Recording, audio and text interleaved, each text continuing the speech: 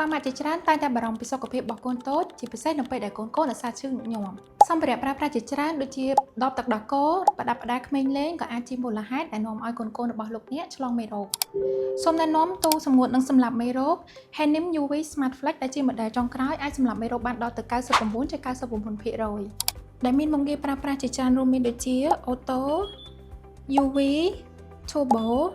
Storage ហើយនិង Clean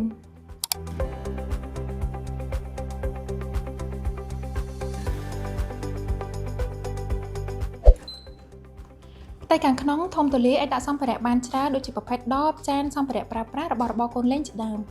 មានបំពាក់បំពូល LED ទាំងលើទាំងក្រោមចំនួន15គ្រាប់6គ្រាប់នៅផ្នែកខាងក្រោមភ្ជាប់ជាមួយនឹងថាសត្រងទឹកដែលជាប្រភេទ Wireless UV Tray ពន្លឺ UV ចាំងចូលបាន360ដឺក្រេធានាសម្រាប់មេរោគបានរហូតដល់ 99% បើសិនជាបងប្អូនមានតម្រូវការឬមានចំណាប់អារម្មណ៍បងប្អូនអាចតាក់ទងមកលេខ Telegram នៅខាងលើនេះបាន